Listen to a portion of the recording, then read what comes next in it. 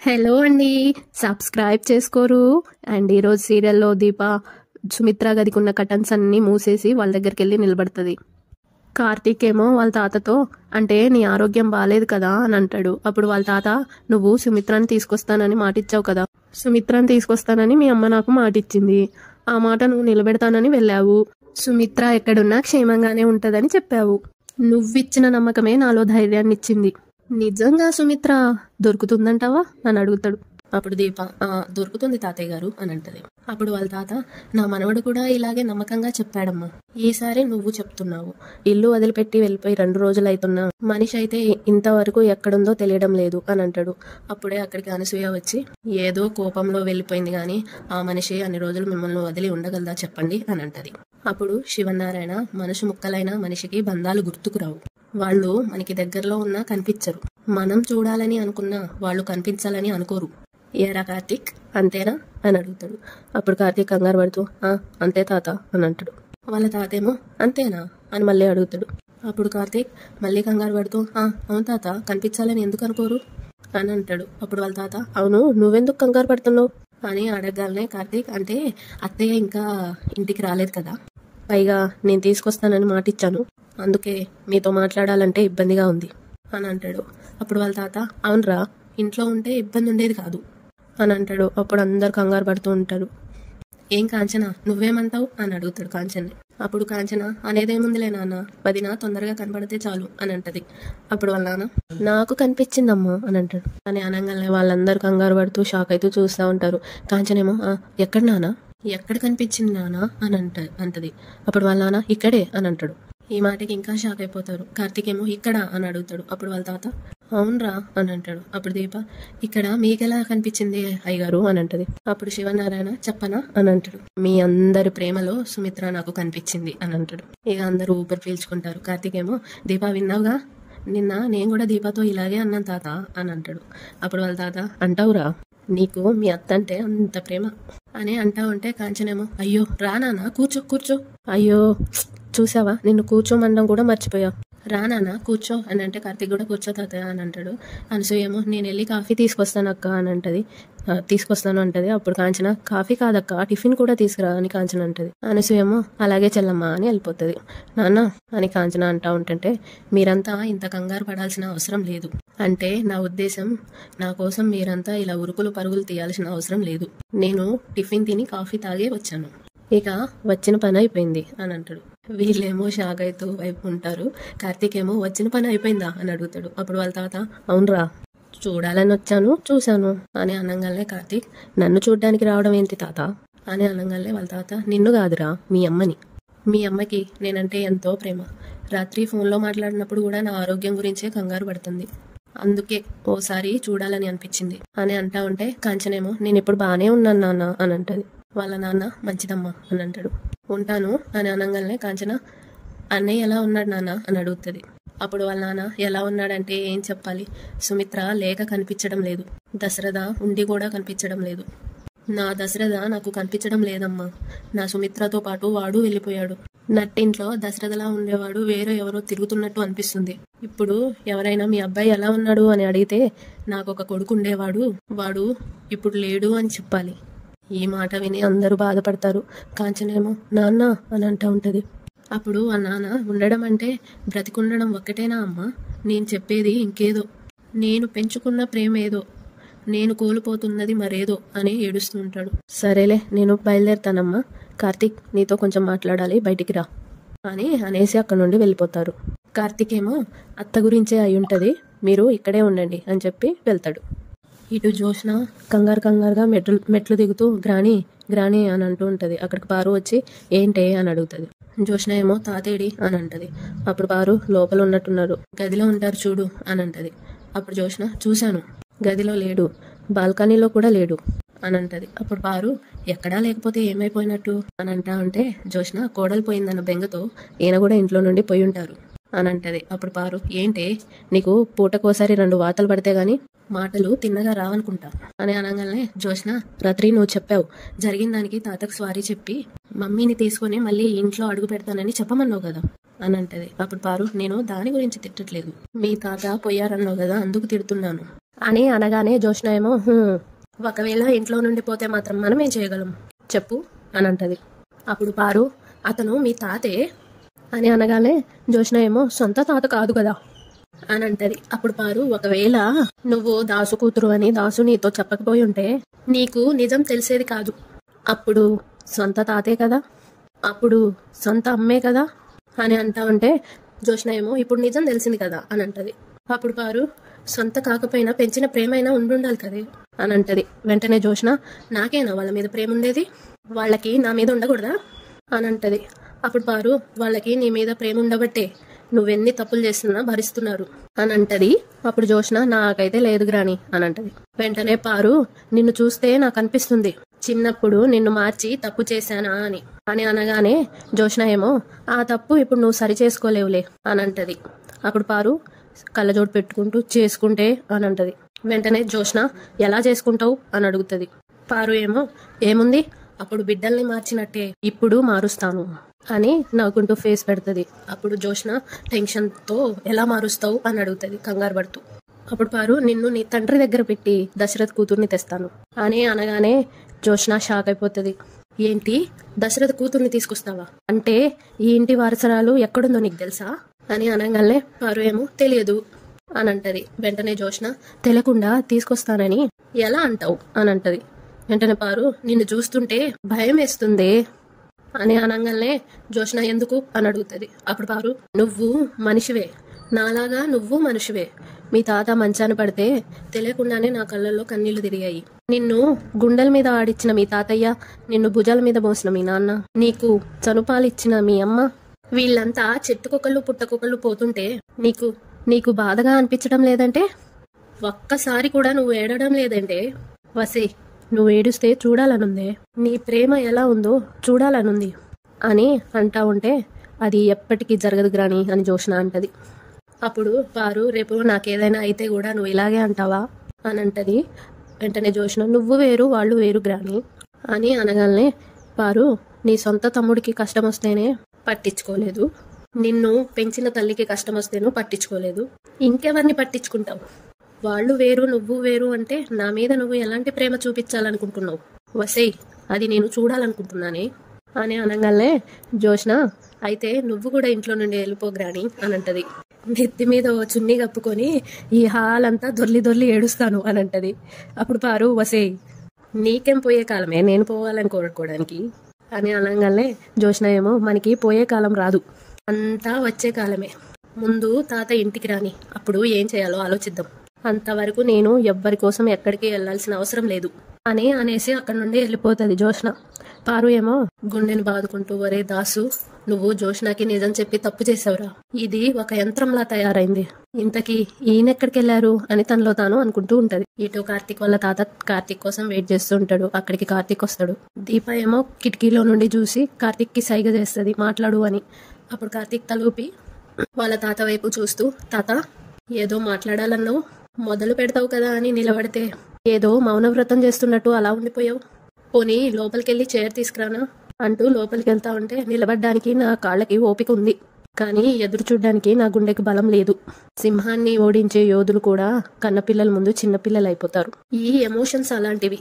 ఒకప్పుడు నా కూతురు గురించి బాధపడ్డాను, ఇప్పుడు నా కొడుకు గురించి బాధపడుతున్నాను అని కార్తీక్ వాళ్ళ తాత అంటాడు. వెంటనే కార్తీక్ అత్తకేం కాదు తాత అని అంటాడు. అప్పుడు శివనారాయణ ఎక్కడుందో తెలియని మనిషికి ఏమీ కాదనుకోవడం ఆశ, ఎక్కడుందో తెలిసాక ఏమీ కాదనుకోవడమే నమ్మకం. ఇప్పుడు మీ తాత నమ్మకానికి ఆశకి మధ్యలో ఊగిసలాడుతున్నాడు అని అంటా ఉంటే కార్తీక్ నేను వెతుకుతాను తాత అని అంటాడు. అప్పుడు వాళ్ళ తాత అవసరం లేదురా అని అంటారు. వెంటనే కార్తీక్ ఎందుకు అని అడుగుతాడు. అప్పుడు వాళ్ళ తాత నాకు ఎవరి మీద నమ్మకం లేదు, ఎవరి మీద అనుమానం రాదు, వచ్చిందంటే అది ఎంతో కొంత నిజమే ఉంటది అని అనగానే కార్తీక్ ఇప్పుడు నీకు వచ్చిన అనుమానం ఏంటి తాత అని అడుగుతాడు. వెంటనే వాళ్ళ తాత సుమిత్ర ఎక్కడుందో నీకు తెలుసని నా అనుమానం అని అంటాడు. అప్పుడు కార్తీక్ భలేవాడివే తాత, నాకెలా తెలుస్తుంది, తెలిస్తే నేనే ఇంటికి తీసుకొచ్చేవాడిని కదా అని అంటాడు. అప్పుడు వాళ్ళ తాత అవునవునవును నీకు తెలిస్తే ఇంటికి తీసుకొచ్చేవాడివి, నాకు ఆ అనుమానం ఎందుకు వచ్చినట్టు అని అంటా ఉంటే అక్కడికి శౌర్య ఉరుక్కుంటూ వచ్చి హాయ్ ముద్దుల తాత అని అంటది. వాళ్ళ తాత హాయ్ చిటి తల్లి అని అంటాడు. ఎప్పుడొచ్చావు ముద్దుల తాత అని శౌర్య అడుగుతుంది. వాళ్ళ తాత ఏమో ఇప్పుడే వచ్చానురా, నువ్వేమైపోయావు అని అడుగుతాడు. అప్పుడు శౌర్య స్కూల్కి వెళ్ళాలి కదా, రెడీ అవుతున్నా అని అంటది.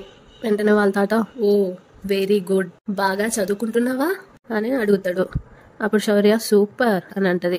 వెంటనే వాళ్ళ తాత నీదంతా మీ నాన్న ట్రైనింగే కదా అని కార్తీక్ వైపు చూస్తాడు. సూపర్ గానే చదువుతావులే అని అంటాడు. అప్పుడు శౌర్య నువ్వు వస్తావని నాకు ముందే తెలుసు ముద్దుల తాత అని అంటది. అప్పుడు వాళ్ళ తాత ఎలా తెలుసు అని అడుగుతాడు. నిన్న జో వచ్చింది కదా అని అంటది. ఎందుకు వచ్చింది అని వాళ్ళ తాత అడుగుతాడు. అప్పుడు శౌర్య దాగుడు మూతలాట ఆడడానికి అని అంటది. కార్తీక్ ఇంకా దీప టెన్షన్ పడుతూ ఉంటారు. దీపేమో తనలో తాను శౌర్య తాతయ్యకి అమ్మ ఇక్కడే ఉందని చెప్పేస్తుందా ఏంటో అని అనుకుంటూ ఉంటది.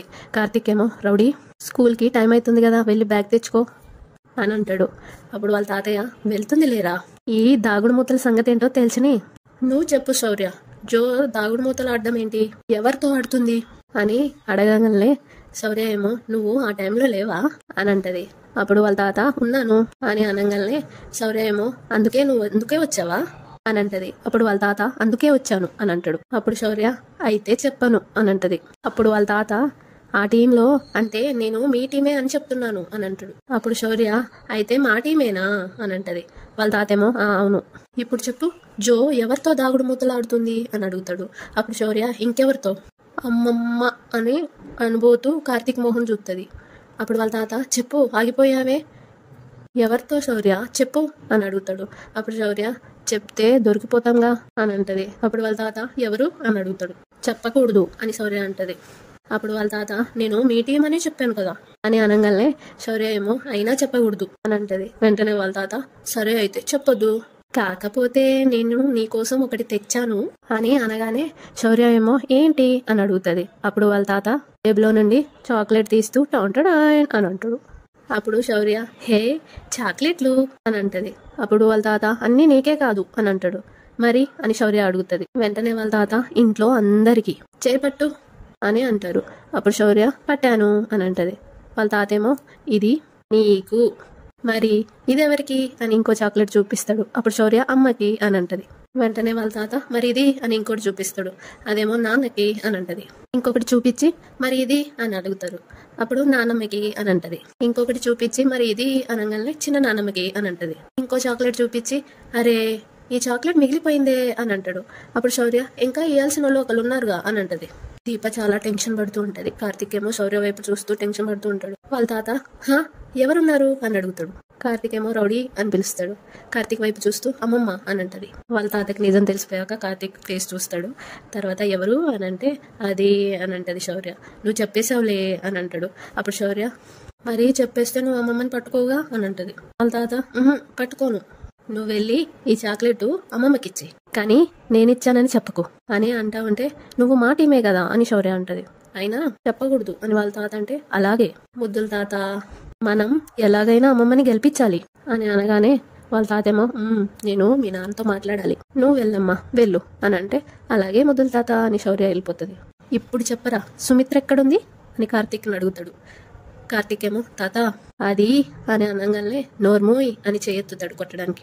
కొట్టకుండా చేయి దింపేసి నీ మీద చేయి తెచ్చుకోవడానికి క్షణం కూడా పట్టదు. కానీ అందుకు నా మనసు ఒప్పుకోవడం లేదు. సుమిత్ర ఏమైపోయిందో తెలియక నా కొడుకు 2 రోజుల నుండి తిండి తిప్పలు మానేసి మతిలేనోడ్లాగా ఆ ఇంట్లో పడి ఏడుస్తూ ఉంటే నువ్వు మా కోడల్ని నీ ఇంట్లోనే పెట్టుకొని ఎందుకురా మమ్మల్ని ఇలా వెర్రివాళ్ళని చేసావు అని అనగానే కార్తీక్ ఏమో తాత అని అంటాడు. అప్పుడు వాళ్ళ తాత అలా పిలవకు, సుమిత్ర ఏమైపోయిందో అని బెంగతో మంచాన పడ్డప్పుడు కూడా నీకు చెప్పాలనిపించలేదా అని అనగానే కార్తీక్ అప్పటికి నాకు తెలియదు తాత అని అంటాడు. వెంటనే వాళ్ళ తాత సుమిత్ర ఇక్కడికి ఎప్పుడు వచ్చింది అని అడుగుతాడు. అప్పుడు కార్తీక్ మొన్న సాయంత్రం అని అంటాడు. అంటే సుమిత్ర ఇంట్లో నుండి వెళ్ళిపోయిన మర్నాడే మీ ఇంటికి వచ్చింది అని వాళ్ళ తాత అంటాడు. అప్పుడు కార్తీక్ కానీ తాత అసలు ఏం జరిగిందంటే అని అనబోతుంటే వాళ్ళ తాతేమో ఇన్ని అబద్ధాలు దేనికిరా, ఇన్ని మోసాలు దేనికి, నీకు అసలు మనసు అనేదే ఉందా, మీరు అసలు మనుషులేనా, ఎదుటి వాళ్ళు బాధపడుతుంటే వినోదం చూస్తారా అని అంటా ఉంటే ఇక దీప కిటికీలో నుండి చూస్తూ ఉంటది కదా ఇందాక నుండి. ఇక అక్కడికి వెళ్తుంది, వాళ్ళ దగ్గరికి వెళ్తుంది. వెళ్ళి తాతయ్య గారు అని అంటది. అప్పుడు వాళ్ళ తాత నువ్వు ఆగమ్మా, నీ భర్త ఒక అబద్ధం చెప్పాడు, దాన్ని నువ్వు నిజం చేసావు, సరిపోయారు ఇద్దరికిద్దరు అని అంటా ఉంటే దీప ఏమో అది కాదు తాతయ్య గారు అని అంటది. అప్పుడు వాళ్ళ తాత ఏది కాదు, మా కోడలికి ఏమైందో తెలియక యువతల మా ప్రాణాలు పోతుంటే మీరు మాత్రం నిమ్మకు నీరెత్తనట్టు మా కోడల్ని మీ ఇంట్లో పెట్టుకొని మా ప్రాణాలతో ఆడుకున్నారు. నమ్మిన ప్రతిసారి మీరు నమ్మక ద్రోహం చేస్తారేంట్రా, సుమిత్ర దొరుకుతుందా అమ్మా అని నేనంటుంటే నా కళ్ళ ముందే కట్టన్లు మూసేసి దొరుకుతుంది తాతయ్య గారు అని అంటావేంటి? ఆ కట్టన్ వెనుక మంచం మీద ఉన్న మనిషిని నేను చూడలేదనుకున్నావా? నేను ఆగిపోయింది మీ అంతటా మీరు బయటపడతారేమో అని ఆశ. అది కూడా పోగొట్టుకున్నారు. అంటే నేను నా కొడుకు చచ్చేంత వరకు మా కోడల్ని మీ ఇంట్లోనే ఉంచాలని అనుకున్నారా అని అంటా ఉంటే కార్తీక్ ఏమో తాత అని అంటాడు. అప్పుడు వాళ్ళ తాత మాట్లాడకండి, మీ మొక్కలు చూస్తుంటే కోపం ఆగటం లేదు అని అంటాడు. అప్పుడు దీప తాతయ్య గారు మీ ఆరోగ్యం బాలేదు, ముందు లోపలికి రండి అని అంటది. అప్పుడు వాళ్ళ తాత నేనేం చచ్చిపోనులే అమ్మా అని గట్టిగా అంటాడు. ఒకవేళ నా ప్రాణం పోతే దానికి కారణం మీరే అవుతారు అని అంటాడు. అప్పుడు కార్తీక్ తాత ముందు మేం చెప్పేది విను అని అంటాడు. అప్పుడు వాళ్ళ తాత నేను ఇక ఎవ్వరు చెప్పేది వినను, మీతో పాటు నా కూతురు కూడా నన్ను ఎందుకు మోసం చేసిందో నాకు తెలియాలి. ముందు కాంచన్ని పిలవండి, తను ఏం చెప్పిందో విని అప్పుడు నేను మిమ్మల్ని ఏం చేయాలో ఆలోచిస్తాను. ఈ రోజు తేల్చుకుపోవడమో తెంపుకుపోవడమో ఏదో ఒకటి జరుగుతుంది. వెళ్ళమ్మా కాంచన్ని పిలువు, కూతురు లేదు మనవడు లేదు, ఇక నాకెవ్వరూ లేరు అని అంటాడు. దీప ఏమో లోపలికి వెళ్తుంది పిలవడానికి. వాళ్ళందరూ బయటకు వచ్చేస్తారు.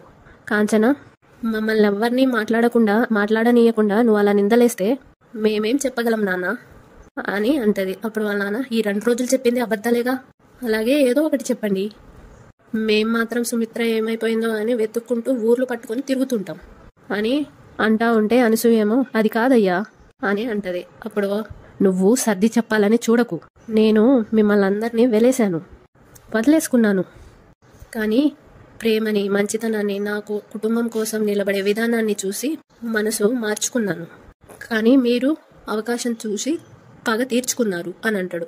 అప్పుడు దీప తాతయ్య గారు మీకు దండం పెడతాను, దయచేసి మేము చెప్పేది వినండి అనే అంటది. అప్పుడు వాళ్ళ తాత ఇంతసేపు నేను ఆగింది మీరు చెప్పేది వినడానికి కాదు, అభం శుభం తెలియని పసిదాని ముందు మీ మీద కోపపడితే దాని మనసు బాధపడుతుందని, అందుకే దానికి స్కూల్ బస్ వచ్చే వరకు నా కోపాన్ని అణుచుకున్నాను.